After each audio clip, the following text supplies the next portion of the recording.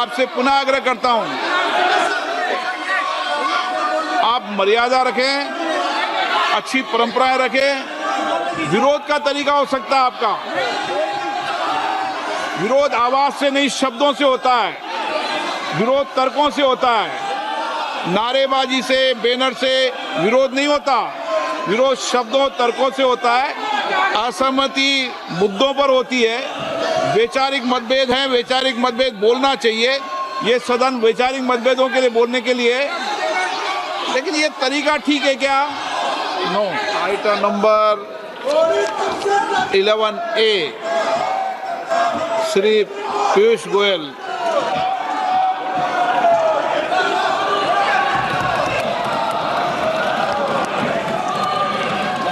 माननीय स्पीकर महोदय, जैसा कि सदन के माननीय सदस्यों को ज्ञात होगा, प्रधानमंत्री माननीय श्री नरेंद्र मोदी जी की फरवरी 2025 में अमेरिका यात्रा के बाद से भारत और अमेरिका एक संतुलित और पारस्परिक रूप से लाभकारी द्विपक्षीय व्यापार समझौते का संपन्न करने के उद्देश्य से नियमित रूप से चर्चा करते रहे हैं।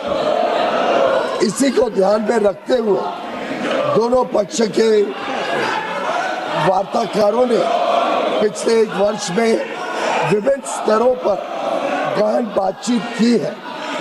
दोनों पक्षों के महत्वपूर्ण और विविध हितों को देखते हुए यह स्वाभाविक है कि दोनों पक्ष अपनी अपनी अर्थव्यवस्थाओं के महत्वपूर्ण और संवेदनशील क्षेत्रों की रक्षा करते हुए सर्वोत्तम संभव परिणाम सुनिश्चित करना चाहेंगे। इन वार्ताओं के दौरान भारतीय पक्ष अपने संवेदनशील क्षेत्रों, विशेषकर कृषि और दुग्ध क्षेत्रों के हितों की रक्षा सुनिश्चित करने में सफल रहा है। अमेरिकी पक्ष के भी कुछ ऐसे क्षेत्र थे जो उनके दृष्टिकोण से संवेदनशील थे। लगभग एक वर्ष तक चले कई दौर के विचार विमर्श के बाद दोनों वार्ताकार दल द्विपक्षीय व्यापार समझौते के कई क्षेत्रों को अंतिम रूप देने में सफल रहे। 2 फरवरी 2026 को प्रधानमंत्री जी और अमेरिकी राष्ट्रपति डोनाल्ड ट्रंप ने द्विपक्षीय और अंतर्राष्ट्रीय महत्व के कई मुद्दों पर फोन पर चर्चा की। इसके बाद राष्ट्रपति ट्रंप ने अमेरिका को किए जाने वाले भारतीय निर्यात की दर घटाकर 18% करने की घोषणा की।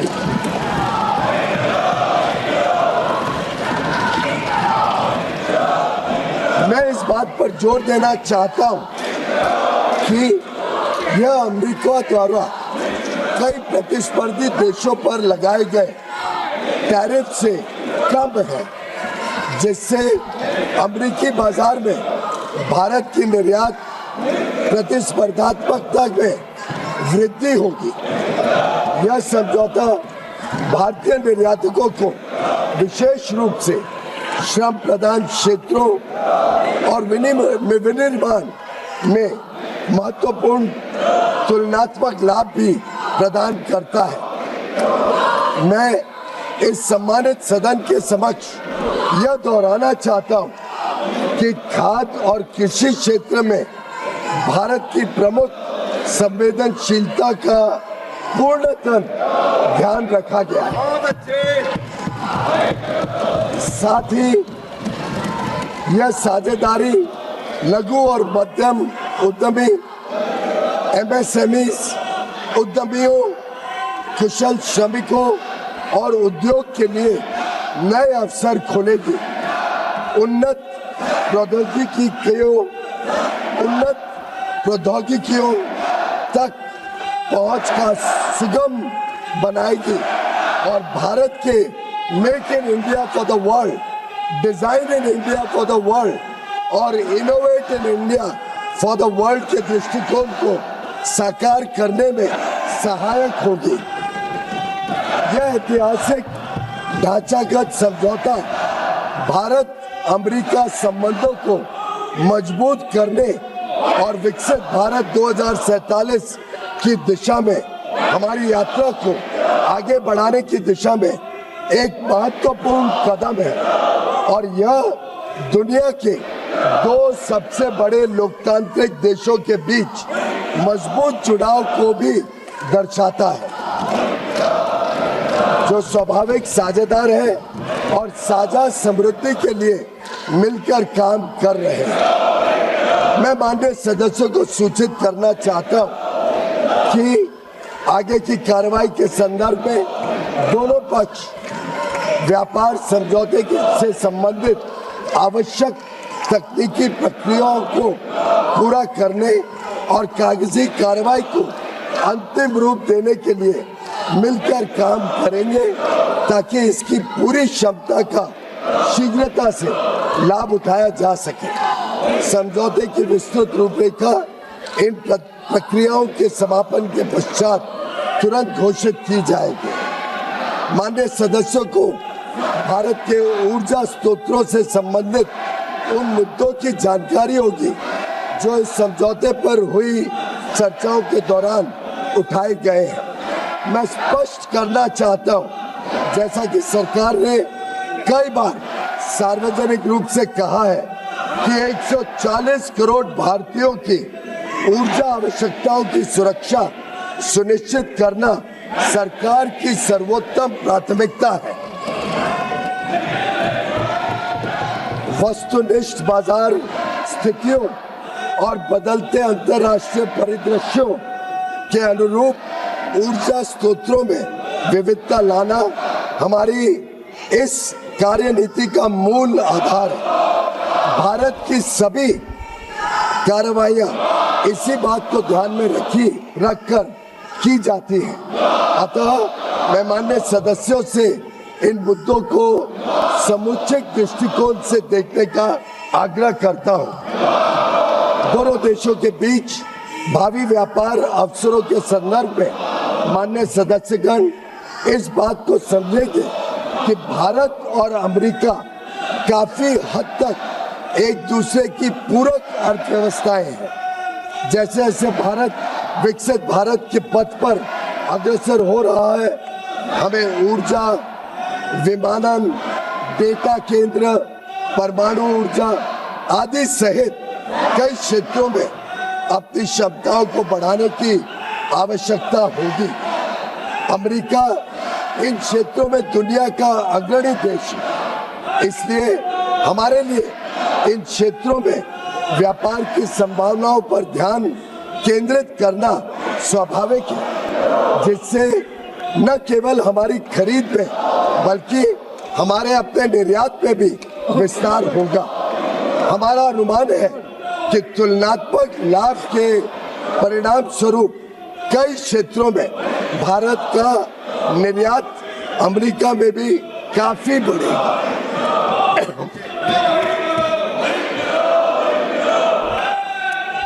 विश्व की सबसे बड़ी अर्थव्यवस्था के साथ यह ढांचागत समझौता, जो आने वाले वर्षों में वैश्विक विकास और नवाचार को गति प्रदान करेगा, भारत की जनता एवं राष्ट्र के व्यापक हित में है और देश को बहुत लाभ देगा। यह विकसित भारत और आत्मनिर्भर भारत दोनों को सशक्त बनाता है। हम अपने देश के लिए माननीय प्रधानमंत्री जी के इस दृष्टिकोण को साकार करने की दिशा में निरंतर कार्य करते रहेंगे। धन्यवाद महोदय।